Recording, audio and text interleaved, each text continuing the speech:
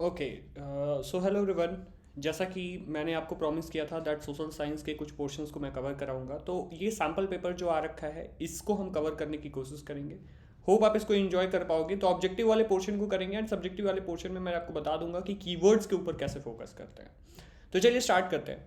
सबसे पहला क्वेश्चन दे रखा है कि कोलोनाइज करने के लिए what help in colonization of Asian and African countries. ठीक है, एशिया भी गरीब कंट्री हुआ करती थी उस टाइम पे। एशिया के अंदर मतलब अगर बेसिकली बात करेंगे तो बाकी जैसे ब्रिटिशर्स आके कोलोनाइज कर रहे थे, तो वो एडवांसमेंट उनकी उस टाइम तक हो चुकी थी। वही बेसिकली यहाँ पे आए थे और उसके बाद इसको कोलोनाइज किया था। ठीक है, एक छोटा सा पोर्शन अगर आप लोगों ने देखा भी होगा तो ईस्ट इंडिया कंपनी के बारे में आप जानते होंगे। तो ये आई थी ट्रेड करने के लिए एंड फिर यहाँ देखा कि यहाँ से रॉ मटेरियल उठा के एंड अपने कंट्री में ले जाके एंड प्रोडक्ट बेचेंगे और ये एंड प्रोडक्ट ला के वापस इन्हीं को महंगे में बेसिकली देंगे। तो ये अगर आप बैकड्रॉप में इस चीज़ को जान रहे हो तो देखिएगा, पहला ऑप्शन कहता है inter governmental policies for the expansion of trade. ठीक है, इंटर गवर्नमेंटल, इंटर और इंट्रा का मतलब समझते हो? ठीक है, ये आप कमेंट करके बताइएगा इंटर और इंट्रा का मतलब क्या होता है। एक चीज, अब जैसे देखो क्लास के अंदर बच्चे होते हैं, ठीक है, और डिफरेंट डिफरेंट सेक्शंस के बच्चे। तो यही डिफरेंस है इंटर और इंट्रा के बीच में, जो कि कमेंट में आपको एक टेक्निकल टर्म्स में बेसिकली चीजें बतानी है। ठीक है, सेकंड ऑप्शन कहता है governmental invite to the mother countries for expansion, technology, investment and improvement in transport. ये देखते ही आपको अभी याद आएगा जो मैंने चीज बोली है। अगर आप सीधे सीधे बात करेंगे कि आखिर ये जो वर्ड है आपका कॉलोनाइजेशन, ये क्या रिजम्बल करता है, यहां आपको डिट्टो वर्ड्स पता होने चाहिए। एडिशनल इन्वेस्टमेंट, ठीक है, और अगर हम बात करें तो एडवांसमेंट अगर हो जाएगी ट्रांसपोर्ट के अंदर। जैसे अगर एग्जांपल आप देखेंगे कि अगर इनके पास लार्जर शिप्स हो, इसके अलावा और क्या चीजें देख सकते हैं, लार्जर शिप्स हो। ट्रांसपोर्ट के लिए और क्या चीजें हेल्प कर सकती हैं, अगर रेलवे नेटवर्क अच्छी हो, फास्टर रेल्स हो। तो इनडायरेक्टली ये यही कह रहा है ना कि भाई तुम्हारी टेक्नोलॉजी अच्छी होनी चाहिए, और अच्छी टेक्नोलॉजी के लिए इन सब चीज़ को बनाने के लिए तुम्हें एडिशनल इन्वेस्टमेंट करना पड़ेगा एंड साथ ही साथ तुम्हें ट्रांसपोर्ट में इंप्रूवमेंट करना पड़ेगा। ये हेल्प करेगा आपको इस क्वेश्चन के अकॉर्डिंग। ये सीधे सीधे आपको बता रहा होता है। छोटा सा एग्जांपल आप अपनी कंट्री से भी ले सकते थे। ईस्ट इंडिया वाला जो बेसिकली एंगल था जो मैंने आपको बताया है, इससे आपको क्लैरिटी मिल जाएगी। ठीक है, बढ़िया। सेकंड क्वेश्चन की तरफ बढ़ते हैं। न्यूज़पेपर स्टार्टेड बाय बाल गंगाधर तिलक। अगर आपने अपनी किताब में पढ़ा होगा तो इन्होंने दो दो न्यूज़पेपर बेसिकली स्टार्ट किया था। एक था महानता, जितना मैंने पढ़ा है, ठीक है। मैं बहुत ही ज़्यादा खतरनाक किस्म का प्राणी हो चुका हूँ अभी। महानता एक सेकंड रुक जाइए, इसको ठीक कर दिया जाए। एक तो आप यहाँ आपके काम की जो चीज़ है वो है केसरी न्यूज़पेपर इन्होंने स्टार्ट किया था। इसमें क्या मोटिव था, पंजाब के रिवोल्यूशनरीज के बारे में इन्होंने बेसिकली बताया था इस न्यूज़पेपर के थ्रू 1907 में, और 1908 में इनको जेल भी हुई थी इस काम के कारण। अगर अगर बेसिकली बात करेंगे बाल गंगाधर तिलक कौन थे, तो ये एक पॉपुलर फ्रीडम फाइटर थे जिनके बारे में आपने अपनी बुक के अंदर बेसिकली पढ़ा होगा। सेकंड एक न्यूज़पेपर था जो आपको एडिशनल इंफॉर्मेशन दे रहा हूँ, वो ये था। थोड़ी मदद मुझे भी चाहिए होगी बीच बीच में, समझ रहे हो। ये एक इंग्लिश न्यूज़पेपर था। तो एक एडिशनल इन्फॉर्मेशन आपको दे दिया है। ये सेकंड वाला क्वेश्चन का आंसर आपको पता है, केसरी। ठीक है, ठीक है, वो अक्षय कुमार वाली मूवी केसरी ने। ये जो थर्ड क्वेश्चन है, ये अब आप किताब को कितने अच्छे और कितने डिटेल में पढ़ते हो उसी से निकल के आएगा। इस पिक्चर को देखना है और पेंटर का नेम बेसिकली आपको बताना है। अगर आप ध्यान से इस बुक को पढ़े होगे तो आप क्या मतलब पेंटर का नाम क्या, इवन आप इन दोनों के बारे में भी बता सकते हो। इन दोनों के बारे में कैसे बता सकते हो, ये भैया एक राजा है, राजा का नाम आप बताएंगे कमेंट में, ठीक है। और ये रेस्क्यू करने गए हैं किसको, ये एक प्रिंसेस है। तो राजा का नाम बताइएगा और प्रिंसेस का नाम बताइएगा इस पेंटिंग में। तो अगर सीधे सीधे बात करें पहले अविंद्रनाथ टैगोर के बारे में, तो अविंद्रनाथ टैगोर के बारे में अगर आपने पढ़ा है तो अच्छी बात है, नहीं पढ़ा तो ये जान लीजिए कि ये जो थे डिफरेंट डिफरेंट जोनरे में, ये एक आर्टिस्टिक काम था इनका भी, तो कन्फ्यूजिंग सा ऑप्शन है, ठीक है। अगर हम बात करेंगे तो ये पोएट और फिलॉसफी पे ज़्यादा इनका फोकस था, तो इधर पेंटिंग वेंटिंग से इनका एज से ज़्यादा लेना देना था नहीं। समन दास गुप्ता के बारे में आपके बुक में कहीं दे नहीं रखा, और ये वाला ऑप्शन आपका सही है, राजा रवि वर्मा, ठीक है। तो राजा रवि वर्मा ने ये पेंटिंग बनाई हुई थी, जिसमें बेसिकली ये रेस्क्यू करने गए थे इस प्रिंसेस को, ये एक राजा थे, ठीक है। बढ़िया, तो वो नाम बताने की आप अगर जहमत उठा सके तो अच्छी बात है, नहीं उठा सके तो फिर मैं क्या ही कर सकता हूँ। चलिए आगे बढ़ते हैं नेक्स्ट क्वेश्चन की तरफ। Author of book Gita Govind, ठीक है। अगर आप संस्कृत में इसका मतलब समझेंगे, एक्चुअल बुक ये जो थी वो संस्कृत में थी, तो इसको संस्कृत में हम कहते हैं गीत गोविंदम, ठीक है। अब उतनी भी अच्छी नहीं है मेरी वंदे मातरम में माँ वाला ये वाला पोर्शन। तो अगर हम बात करें तो ये एक गीता गोविंद जो बुक है, इस बुक के ऑथर जो थे, अभी मैं आपको गीत गोविंदम की कहानी बताऊंगा। ये जयदेव थे, ये तो सभी लोगों को पता है, बट इसके साथ आपको तैयार क्या करना है, तुलसीदास ने क्या क्या किया है, सूरदास ने क्या क्या किया है, रायदास ने क्या किया है, थोड़ा आप इन्फॉर्मेशन, जब भी आप ऑब्जेक्टिव करो ना तो चहुमुखी विकास करें, मतलब हर तरीके से हर एंगल से आपका डेवलपमेंट होना चाहिए। तो अगर बाकी ऑप्शंस हैं आपके पास तो try to focus on those persons also. इससे जितने आप मॉक क्वेश्चन करेंगे ना उतनी आपको क्लैरिटी मिलेगी। एंड आप लोग के पेपर में इस तरीके की चीज़ें हैं तो वो क्वेश्चन रिपीटेड भी हो सकते हैं। मान लो किसी क्वेश्चन के ऑप्शन में तुलसीदास हो और वही आंसर हो और आपने पढ़ रखा हो, तो ये क्वेश्चन इनडायरेक्टली आपको वहाँ पे हेल्प करेगा, ठीक है। अब गीत गोविंदम के बारे में आप बताना है। ये गीता गोविंद जो बेसिकली बुक है वो इंस्पायर्ड है इस चीज़ से, और ये है क्या, मतलब ये बुक है, सॉन्ग है क्या नहीं है, इसके बारे में आप कमेंट में मुझे बताइएगा, ठीक है। बढ़िया, अब देखते हैं यहाँ पे, ये देखो, ये यूपीएससी वाला ट्रेंड फॉलो करने लग गए। इसके अंदर ये जो चीज़ है आपकी क्रोनोलॉजिकल ऑर्डर में करना है, तो आपने कितने अच्छे से किताब को पढ़ा है, ये बेसिकली इसी पोर्शन को डिनोट करता है। Print culture created a condition for the French revolution. French revolution के अंदर प्रिंट कल्चर क्रिएट किया। अब देखेंगे बुक्स के थ्रू ही बहुत सारे लोगों के अंदर रिवॉल्यूशनरीज पैदा करे थे, ठीक है। मतलब चीज़ों को जब तक आप पढ़ेंगे नहीं, जानेंगे नहीं, तब तक आप रिएक्ट नहीं कर पाते हो। तो फ्रेंच रिवॉल्यूशन में प्रिंट कल्चर के बारे में एक पूरा का पूरा पोर्शन दे रखा है। Martin Luther's writing led to the beginning of Protestant Reformation, ठीक है। और फिर Menocchio reinterpreted the message of the Bible, ठीक है। और John Gutenberg invited printing press. तो आपको प्रॉपर पैटर्न वाइज आपने पढ़ा होगा तभी कर पाओगे, एंड ये चीज़ आपकी लाइन बाय लाइन रीडिंग से ही आ पाएगी, ठीक है।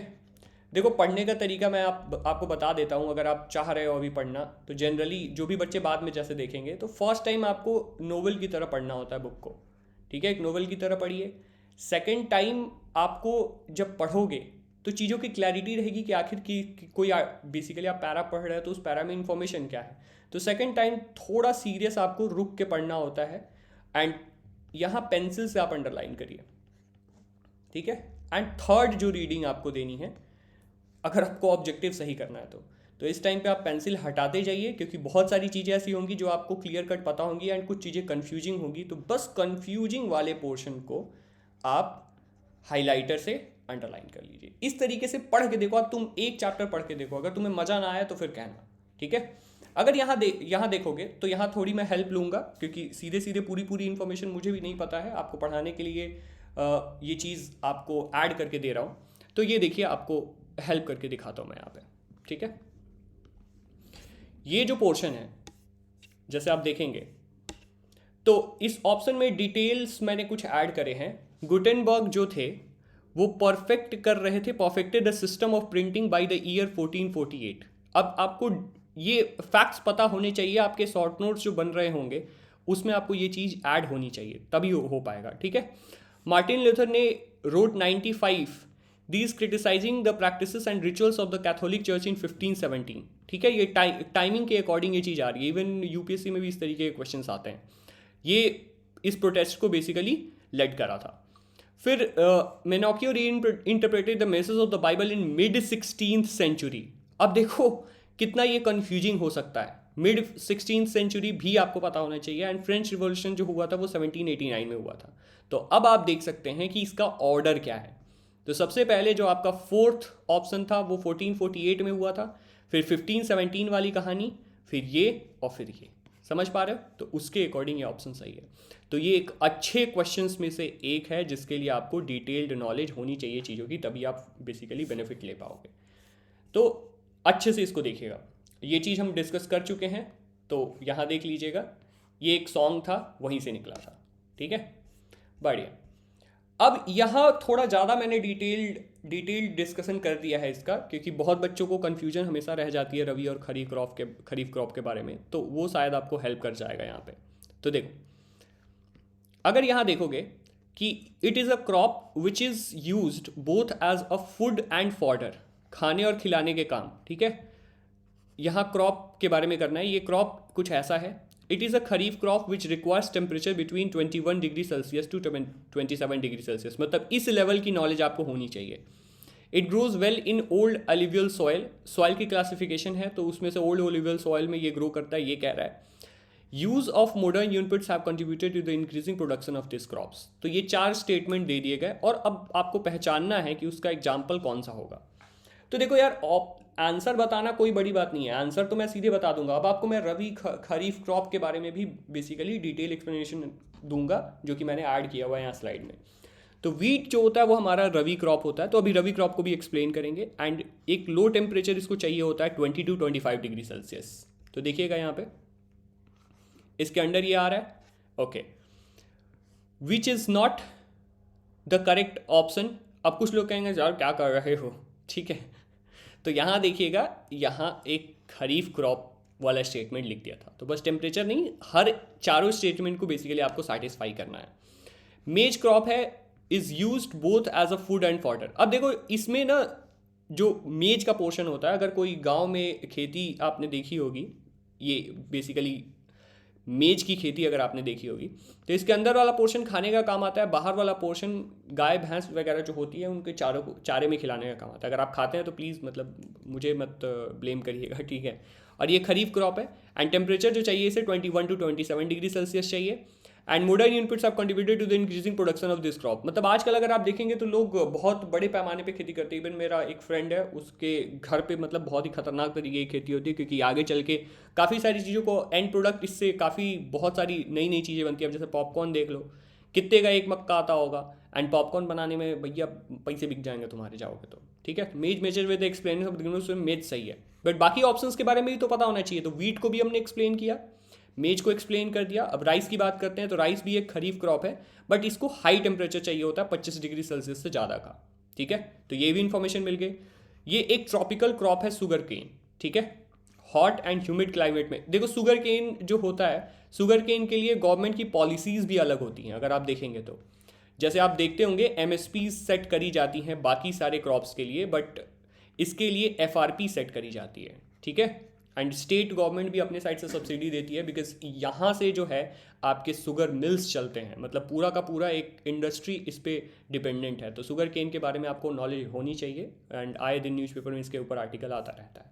तो थोड़ी डिटेल नॉलेज ले लेते हैं। रबी क्रॉप्स जो होते हैं वो विंटर क्रॉप्स हैं, ठीक है, ठंड के टाइम पे हैं ये basically. These are the crops that are sown in the beginning of winter season. Winter season के स्टार्ट में इसको बेसिकली क्रॉप्स को सोन करा जाता है। एंड खरीफ क्रॉप की बात करेंगे तो ये monsoon season, sown in monsoon season and are also known as monsoon crops. मतलब खरीफ क्रॉप को मानसून क्रॉप्स भी बोलते हैं, एंड ये मानसून सीजन के टाइम पे सो किया जाता है। एंड रबी क्रॉप को विंटर सीजन के स्टार्ट में सो करते हैं। तो रबी क्रॉप और खरीफ क्रॉप की नॉलेज आपकी बढ़ गई।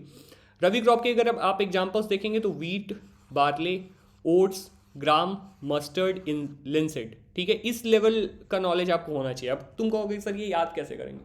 जितना मल्टीपल टाइम आप रिवाइज करोगे कहीं ना कहीं दिमाग में चीज़ें रह जाती हैं, ठीक है। खरीफ क्रॉप में राइस, मेज, millet, ragi, pulses, soybean and groundnut, ये सारे एग्जाम्पल्स हैं। और अगर आपको चेक करना है तो ट्रॉपिकल क्रॉप तो खैर अलग है, देख लिया था। तो खरीफ क्रॉप, रबी क्रॉप, जायद crop, food crop, cash crops, ये मेन क्लासिफिकेशन है क्रॉप्स के। तो एक क्वेश्चन में इतना नॉलेज आपको दे दिया, आई थिंक सो इससे हेल्प हो जानी चाहिए आपकी।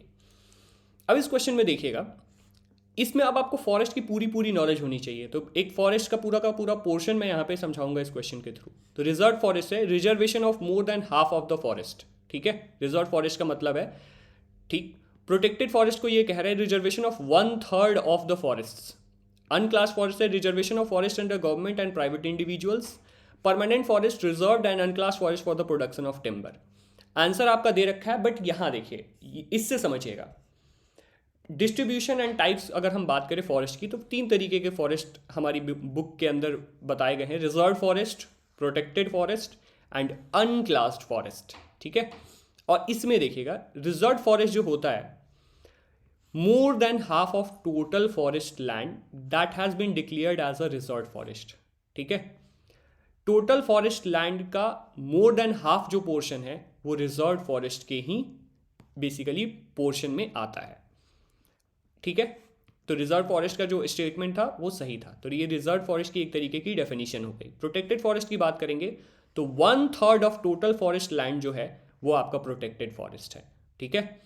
मतलब आप अगर देखेंगे यहाँ पे तो हाफ से भी ज़्यादा, ठीक है, और ये है 1/3 से भी ज़्यादा। अगर टोटल फॉरेस्ट लैंड की, अगर यहाँ टोटल फॉरेस्ट लैंड लिख दीजिए, इस तरीके का डेटा भी आपको पता होना चाहिए, ठीक है।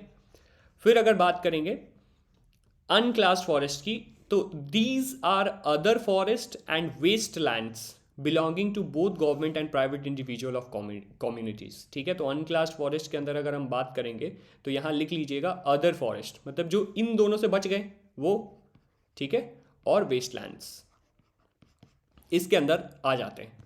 तो आपका अगर क्वेश्चन देखोगे तो अब क्वेश्चन में आपको पता चल जाएगा कि नॉट करेक्ट पूछ रहा था। तो परमानेंट फॉरेस्ट, रिजर्व फॉरेस्ट और अनक्लास फॉरेस्ट की बात करी जा रही थी, तो ये तो ऐसा कुछ होता है नहीं। आपने अभी अभी परमानेंट फॉरेस्ट के डेफिनेशन में देख लिया है, ठीक है। ओके, आगे बढ़ते हैं। Reserved and protected forest is known as permanent forest, ये इनकरेक्ट है जो लास्ट स्टेटमेंट था।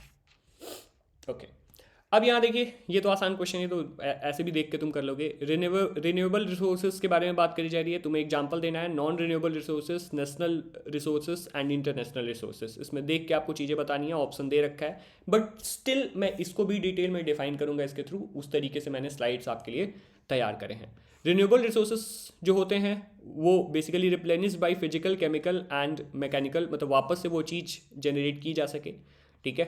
Water, forest, wild life, solar and wind energy. अब जैसे कुछ लोग कहेंगे कि सर कुछ जगह तो पानी खत्म हो जाता है, भाई इन जनरल हम बात कर रहे हैं, एक्सेप्शंस की बात नहीं कर रहे हैं। नॉन रिन्यूएबल रिसोर्सेज इसको रिन्यू नहीं कर सकते, ठीक है, समझ रहे हो आप। तो जैसे मिनरल एंड फॉसिल फ्यूल्स, तो आप देखेंगे अभी जो आपकी अरब कंट्रीज हैं उनकी हालत थोड़ी ख़राब हो रही है, तो वो डिफरेंट सेक्टर्स में शिफ्ट कर रहे हैं। पहले वो ऑयल पे रिलाई करते थे, बट अब जैसे हाइड्रो पावर, बहुत सारी चीज़ें आ रही हैं, तो इनकी डिपेंडेंसी बाकी वर्ल्ड को एज सच अब उतनी दिख नहीं रही है, बट स्टिल अभी तो खैर ऑयल पे काफ़ी चीज़ें डिपेंडेंट है, बट ये अभी से अपने आप को देखेंगे आप शिफ्ट कर रहे हैं। तो सबसे बड़ा एग्जांपल है सऊदी अरबिया। अगर आप देखोगे तो समझ जाओगे, उसके बारे में थोड़ी डिटेल स्टडी करोगे तो वो टेक्नोलॉजी पे आप काम कर रहा है, क्योंकि आने वाला फ्यूचर उसी का है, ठीक है। नेशनल रिसोर्स की बात करेंगे तो आर दोज रिसोर्सेज ये नेशन ओन करता है। अब सीधे सीधे अगर आपको बात करेंगे तो सोशलिज्म आपने पढ़ा होगा, ठीक है। सोशलिज्म तो आपको याद होगा, अगर आपने पढ़ा होगा 42nd अमेंडमेंट जो हुआ था, ठीक है, 1976 ये इमरजेंसी का टाइम, उस टाइम पे आपको इसका अच्छा खासा यूज किया गया था गवर्नमेंट के द्वारा। इवन आपने ये भी सुना होगा कि लैंड जो है वो एक स्टेट सब्जेक्ट है, ठीक है। तो गवर्नमेंट ने एक लैंड एक्ट निकाला था जिसमें लोगों को इक्वल डिस्ट्रीब्यूशन ऑफ लैंड दिया जाएगा, एंड उसके ऊपर बहुत सारे केसेस भी हैं, जैसे सज्जन सिंह केस हो गया, गोलकनाथ हो गया, केशवानंद भारती हो गया, इस पर लड़ाई हुई थी आपकी पूरी की पूरी कि, तो सोशलिज्म से ही ये सारी चीज़ें निकल के आई थी। ये एक वर्ड आपका बहुत ज़्यादा खतरनाक है। तो नेशन ओन करता है इस चीज़ को, जो को, एंड वो कोशिश करता है कि नेशनल रिसोर्स जो है लोगों के बीच में इक्वल डिस्ट्रीब्यूट हो सके। तो रोड्स, कनाल्स, रेलवेज, ये देखो सब लोग मतलब अप्रोप्रिएट तरीके से यूज़ कर सकते हैं, ऐसा कोई क्लेम नहीं कर सकता कि ये मेरा है, ठीक है। Are being built on the land held by individual, the government gives urban development authority have acquired this lands, ठीक है। बट कंट्रोल इनका इसी के ऊपर रहता है, मेनली डिसइन्वेस्टमेंट कर रही होती है गवर्नमेंट। क्या करती है, 51% शेयर अपने पास रख लेती है एंड बाकी प्राइवेट इंडिविजुअल को दे देती है, ताकि गवर्नमेंट की अथॉरिटी रहे मोस्टली। बाकी प्राइवेटाइज भी कर रही हैं चीज़ें, बट जो मेन चीज़ें हैं उसमें डिसइन्वेस्टमेंट करके खुद के अंदर ही अथॉरिटी रख रही होती है, ठीक है। इंटरनेशनल रिसोर्सेज की बात करेंगे, जो कि इंटरनेशनल इंस्टीट्यूशन के द्वारा बेसिकली रेगुलेट किया जाता है, जैसे ओशियंस हो गए, ठीक है। ओके, तो ये वाले क्वेश्चन का आंसर अब आप आराम से निकाल सकते हो, बिकॉज हमने एक्सप्लेन कर लिया है इस क्वेश्चन को। आगे बढ़ते हैं 8 नंबर क्वेश्चन की तरफ। तो फिर से कहता है विच ऑफ द फॉलोइंग, अब यहाँ इसको करेक्ट कर लीजिएगा, ये बेल्जियम लिखा हुआ है और यहाँ बेल्जियन कर दिया था, ठीक है। विच of the following statement regarding power sharing arrangements in Belgium and identify incorrect, इसमें से इनकरेक्ट आपको निकालना है। तो बेल्जियन मॉडल के अंदर क्या है, equal number of numbers from Dutch and French community in the central government, ठीक है। इवन यहाँ पे आपको एक इनक्लेव भी दिखेगा शायद, चेक कर लीजिएगा एक बार, ठीक है। ओके, ये नहीं पता तो गूगल करके थोड़ा पढ़ लीजिएगा, पता चल जाएगा। Separate government for Brussels with equal representation of communities, ये भी ट्रू है, ठीक है। The state government to be subordinated to the central government, ये गलत है, ठीक। And community government elected by people belonging to one language community, ये बिल्कुल सही है। तो ऑब्वियस सी बात है, स्टेट गवर्नमेंट जो है, अब यहाँ पे आपको ये कॉन्सेप्ट पता होगा फेडरल स्ट्रक्चर के बारे में, ठीक है। अब जैसे यूएस का एक एग्जांपल अगर आप देखेंगे, तो यहाँ जो स्टेट्स थे, ठीक है, यूएस जो कंट्री है वो छोटे छोटे स्टेट से मिलके बनी थी विद अ स्मॉल एस, ठीक है। ये आए थे आपस में मिलके और इन सब ने मिलके एक यूएसए बनाया था, यूनाइटेड स्टेट्स। बट इंडिया के अंदर इंडिया का कॉन्सेप्ट पहले ही आ गया था, उसके बाद उसमें स्टेट का डिवीजन हुआ था। समझ पा रहे हो आप? तो यहाँ जो है स्टेट्स यहाँ से भाग नहीं सकते, बट यहाँ स्टेट की इंडिपेंडेंट अथॉरिटी है, सब कुछ इनका अपने अकॉर्डिंग चल रहा होता है, बस एक यूनाइटेड तरीके से काम कर रहे हैं यूएस के अंदर, बट इंडिया के अंदर वो चीज़ नहीं है, ठीक है। तो ये स्टेटमेंट कुछ उसी पोर्शन को डिनोट करता है, तो आपको बेल्जियम मॉडल पता होना चाहिए। 9 नंबर क्वेश्चन की अगर हम बात करें, तो 9 नंबर क्वेश्चन एक तरीके से देखो, इसलिए भाई सीरियसली पढ़ना चाहिए हर सब्जेक्ट को, कि आने वाले टाइम में अगर सोशल आपको पढ़ना पड़ गया तो आपको बेसिकली, अब ये मैंने क्या कर दिया, ठीक है, वेट करिए ज़रा, इस वाले पोर्शन से हम इसको कवर कर लेंगे। हाँ, 1 मिनट, थक जाता है इंसान भैया सोशल साइंस पढ़ाने के चक्कर में।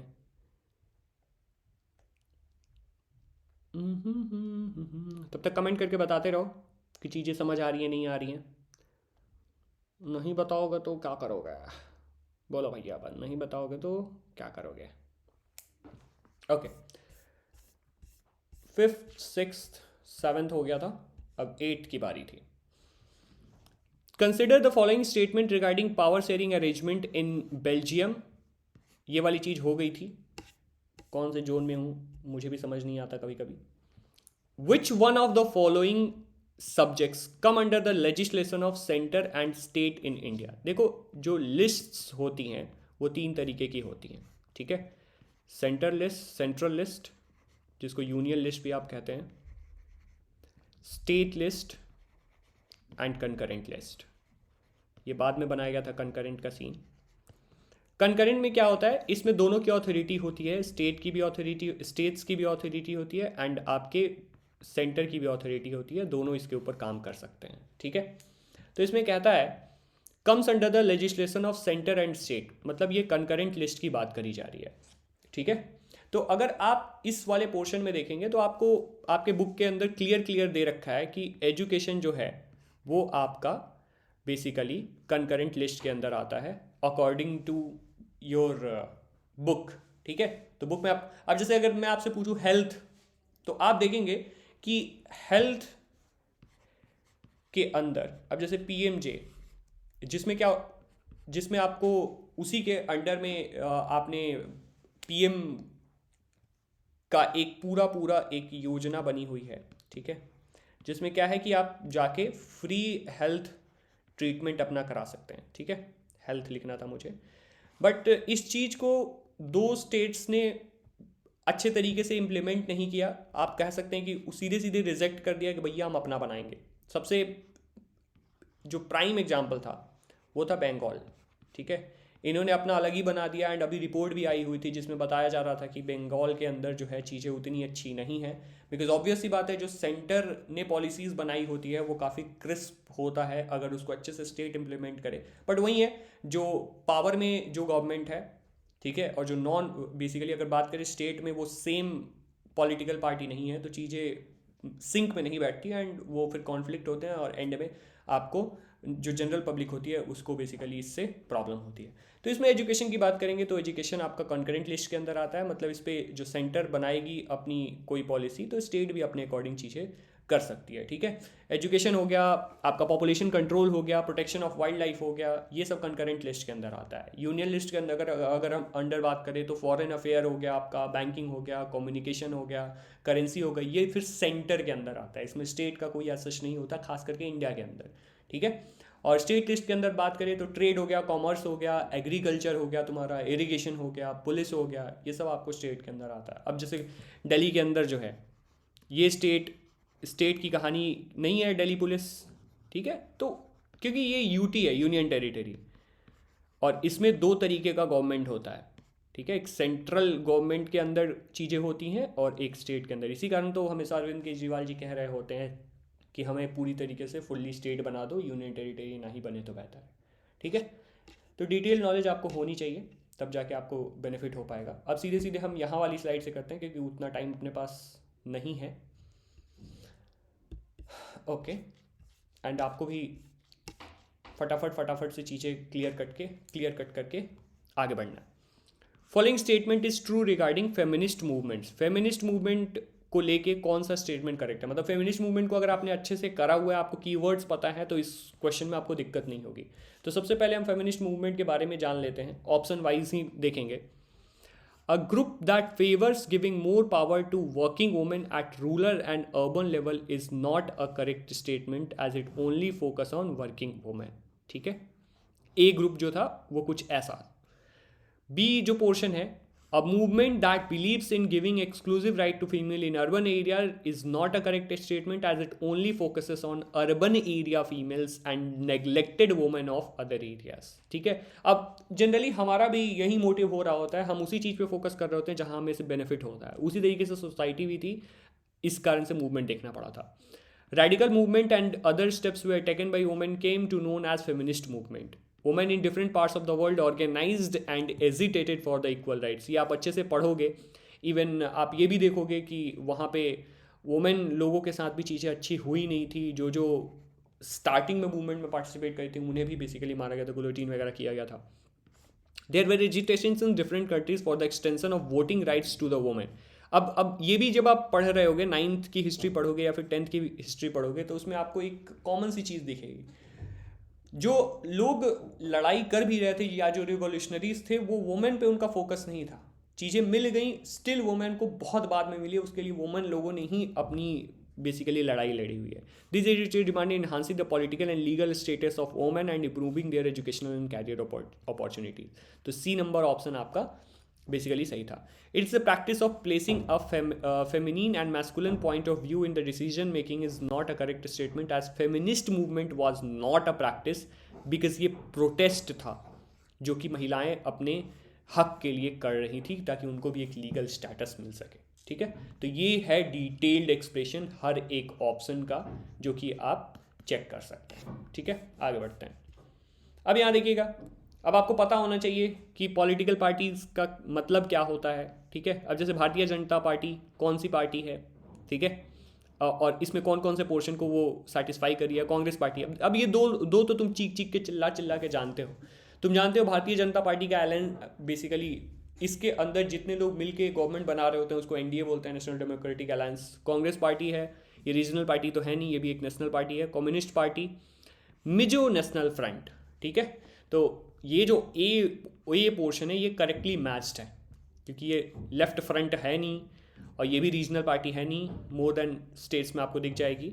एंड ये भी यूपीए नहीं है, यूपीए तो यहाँ है जो बेसिकली मर्ज करके बना रहा होता है। इसको भी डिटेल में थोड़ा एक्सप्लेन कर लेते हैं। भारतीय जनता पार्टी जो इस्टेब्लिश करी गई थी 1980 में एंड पावर में आई थी 1998 में, जब अटल बिहारी वाजपेयी पूरी तरीके से छाए गए थे, बट स्टिल थोड़ी दिक्कत हो गई थी क्योंकि मर्जर गवर्नमेंट था वहाँ पे भी, ठीक है। ये लीडर थे एनडीए के, जो एक अलायंस था बीजेपी बाकी सारे पॉलिटिकल पार्टीज़ के साथ जो अलायंस बनाती थी। सेवरल रीजनल पार्टीज इंक्लूड थी इसके अंदर, जैसे भारतीय जनता पार्टी पावर में आई थी 1998 में, नेशनल डेमोक्रेटिक अलायंस का एक तरीके से आप कह लो ये मेन फ्रंट था।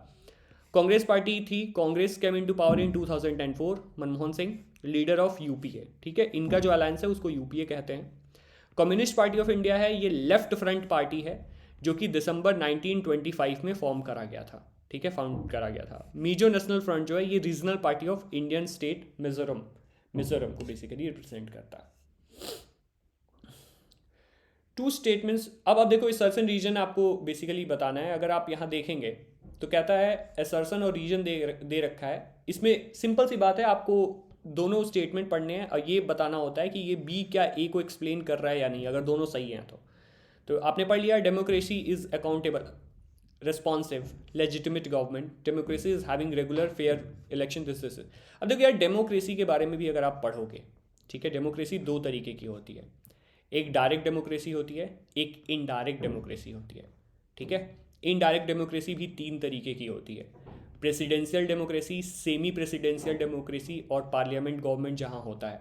अब जैसे प्रेसिडेंशियल डेमोक्रेसी में प्रेसिडेंट सबसे ऊपर आते हैं, ठीक है, डायरेक्ट प्रेसिडेंट को इलेक्ट करते हैं। सेमी प्रेसिडेंशियल में प्रेसिडेंट और साथ ही साथ आपका जो पीएम होता है दोनों को इलेक्ट करा जाता है, बट हेड जो होता है वो प्रेसिडेंट होते हैं, ठीक है। एंड पार्लियामेंट डेमोक्रेसी के अंदर जो पीएम होते हैं वो इलेक्ट करे जाते हैं और जो आपके प्रेसिडेंट होते हैं वो बेसिकली इलेक्टेड, मतलब ये जनता चुन के नहीं लाती उनको, ये लोग चुन के लेके आते हैं। तो यहाँ पे पीएम हेड होते हैं।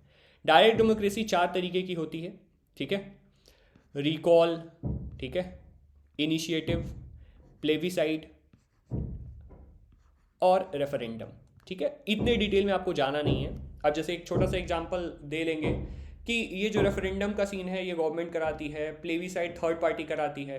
अब आपको याद होगा ब्रेग्जिट के बारे में, मतलब निकलना चाहिए या नहीं निकलना चाहिए बेसिकली ब्रिटेन को, आपको बात करेंगे यूरोपियन यूनियन से, तो इसके लिए इन लोगों ने रेफरेंडम कराया था अपने यहाँ, ठीक है। तो इसके बारे में अगर आप चाहें तो बता सकते हैं कितने लोगों ने वोट किया था इसके लिए कि हमें निकल जाना चाहिए, अपना अपने अकॉर्डिंग चलाना चाहिए, तो आप कमेंट में बताएंगे।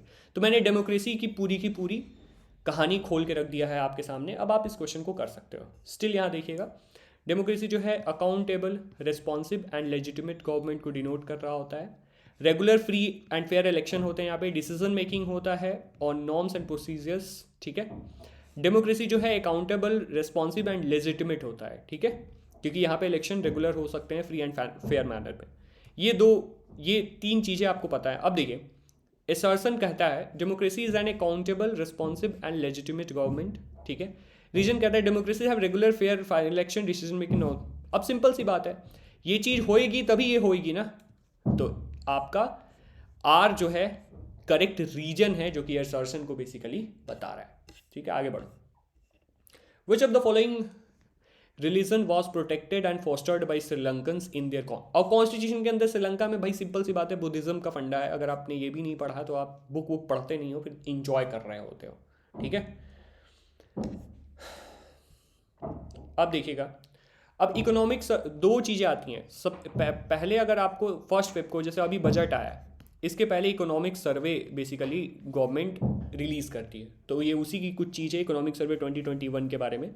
ये डेटा दे रखा है, find out children of which state attain maximum elementary school education. अब हरियाणा देखेंगे तो per capita income, infant mortality rate दे रखा है, लिटरेसी रेट दे रखा है एंड नेट अटेंडेंस रेशियो दे रखा है, ठीक है। फिर केरला का दे रखा है, बिहार का दे रखा है। तो कहता क्या है, find out children of which state had maximum elementary school education, ये कह रहा है। तो ये डेटा देखने के बाद आपके पास आंखें बहुत ज़्यादा अच्छी हैं, चमक रही हैं आंखें, तो आप निपटाइए और इन्जॉय करिए, ठीक है, चमक जानी चाहिए। अब इसमें भी देखो डेटा दिए, इन्फोर्ट मोर्टेलिटी रेट जो होता है वो इंडिकेट करता है number of deaths of children before age of 1 year per 1000 children, ठीक है। 1000 बच्चे में कितने बच्चे बेसिकली की डेथ हो गई सेम ईयर के अंदर।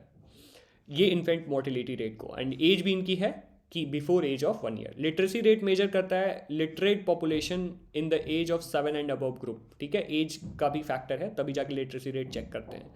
Net attendance ratio is the total number of children of age group 14 and 15 years attending school as a percentage of total number of children in the same age group। अब देखो ये education जो है 6 to 14 year वाला फंडा आपको याद होगा, आर्टिकल 21A, इसके अंदर बेसिकली बताया गया था कि स्टेट की ये रिस्पॉन्सिबिलिटी है कि इसके बीच के बच्चे पढ़ाई करें। एक एडिशनल इन्फॉर्मेशन मैंने आपको दे दिया है।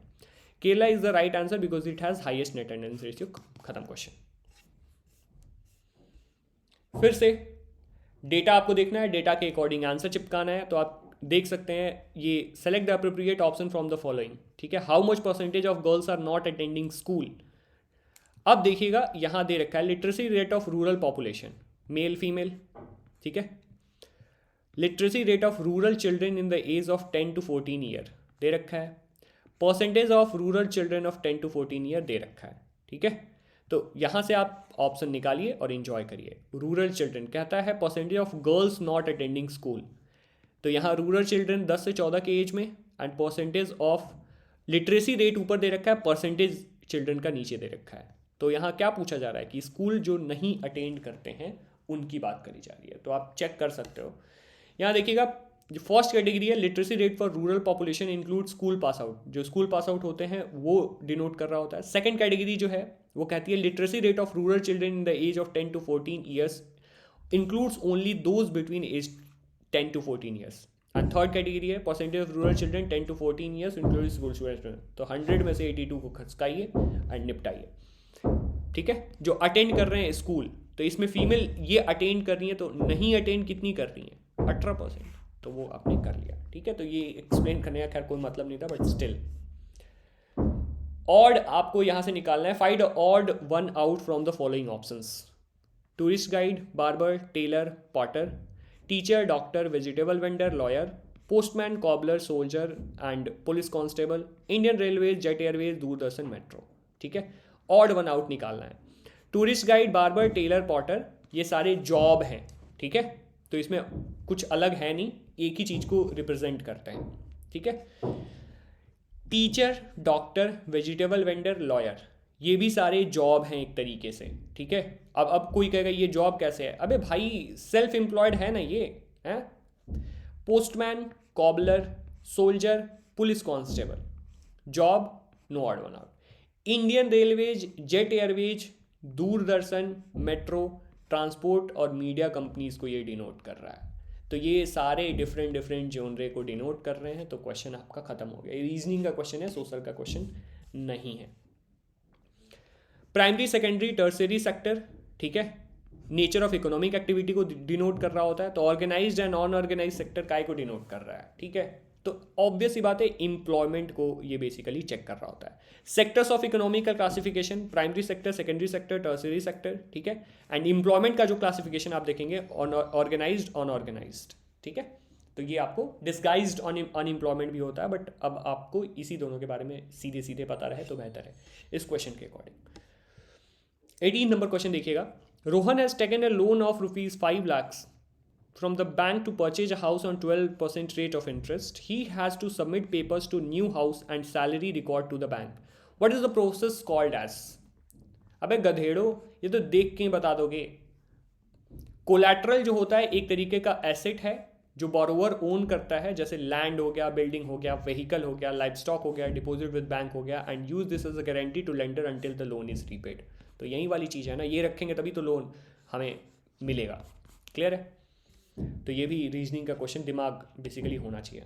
अब यहाँ WTO के बारे में, IMF के बारे में, UPU FAO के बारे में पता होना चाहिए। अब देखिए मैं आपको विकिपीडिया की चीज़ें दिखाता हूँ। वर्ल्ड ट्रेड ऑर्गेनाइजेशन जो है इसका फॉर्मेशन हुआ था 1995 में, 28 साल पहले, ठीक है। ये एक इंटर गवर्नमेंटल ऑर्गेनाइजेशन है, डिफरेंट कंट्रीज इसमें इन्वॉल्व होती हैं। अब इंटर और इंट्रा का फंडा आपको क्लियर हो गया होगा। एक कंट्री के अंदर जो स्टेट्स हैं वो इंट्रा हैं, आपस में खेल रहे हैं, और डिफरेंट कंट्रीज हैं इसके अंदर, तो वो इंटर है, ठीक है। पर्पस क्या है?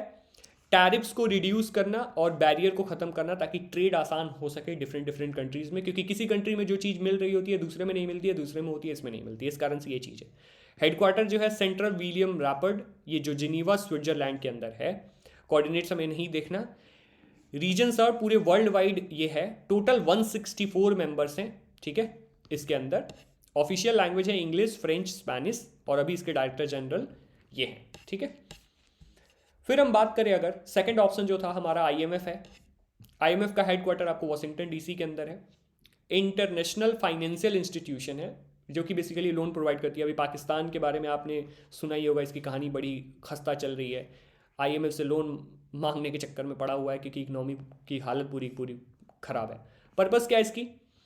इंटरनेशनल मॉनेटरी कॉपरेशन कर सके, facilitate international trade, foster sustainable economical growth, make resources available to members experiencing balance of payment difficulties, ठीक है। तो इनके पास बहुत सारी कंट्रीज अपने पैसे रख भी देती हैं एंड जरूरत पड़ने पे यहाँ से लोन भी ले लेती हैं। Prevent and assist with recovery from the international financial crisis, जब दिक्कत हो तो उसको यूज़ करेंगे। हेडक्वार्टर यूएस में है, वाशिंगटन डीसी के अंदर। टोटल 190 कंट्रीज यहाँ पे हैं, ठीक है।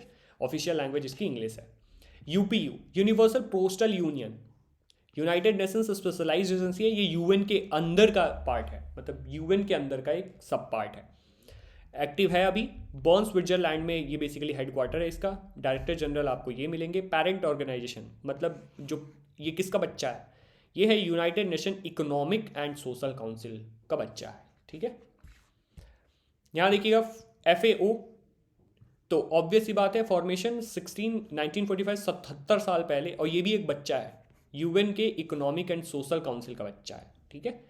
तो किसका बच्चा है? अपने मम्मी पापा का बच्चा, हाँ वही वाला। रोम, लाजियो और इटली, 3 जगह हेडक्वार्टर हैं इसके। तो ये चारों इन्फॉर्मेशन आपको दे दी है बहुत ज़्यादा डिटेल में।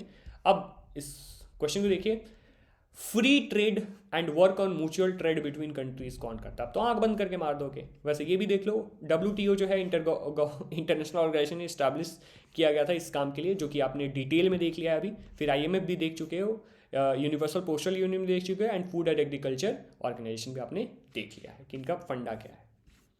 बढ़िया। लास्ट क्वेश्चन ऑब्जेक्टिव का, बहुत ज़्यादा डिटेल में कर लिया हमने। ग्लोबलाइजेशन के बारे में सभी लोग जानते हैं। Removal of barrier by the government, ठीक है। Foreign companies are allowed to set up factories, has enabled all companies to increase their investment, has lessen foreign investment and foreign trade, ठीक है। तो यहाँ देखिएगा, ग्लोबलाइजेशन के कारण government, due to globalisation government remove the barriers for the efficient trade across the world. क्या बात सही है? सही है भैया। फिर कहता है globalization help foreign companies to establish their factories around the globe. क्या करता है? Allowed to set up factories, बिल्कुल। Foreign investment policies enabled MNCs to increase their investment, ऐसा है क्या? देखिए, has enabled all companies to invest their investment. ऐसा जरूरत है हम किसी के ऊपर थोपेंगे थोड़ी, अगर करना है तो करो, नहीं करना तो मत करो, तुम्हारी मर्जी, ठीक है। Due to trade barriers imposed on the imports, decrease the forest investment and, ऐसा कुछ है? ऐसा भी कुछ नहीं है, ठीक है। तो ये थी कहानी। थोड़ा मैंने जल्दी किया है ताकि ये 20 ऑब्जेक्टिव्स की क्लैरिटी आपको मिले। सब्जेक्टिव के लिए देखते हैं। अगर आपको लगता है कि आपको चीज़ें समझ आई हैं और आप एंजॉय कर पा रहे हो, तो मैं सब्जेक्टिव वाले कीवर्ड्स आपको ज़रूर बताना चाहूँगा, ठीक है। तो उसके लिए आपको कमेंट करके बताना पड़ेगा। Thank you so much, enjoy, peace out, bye.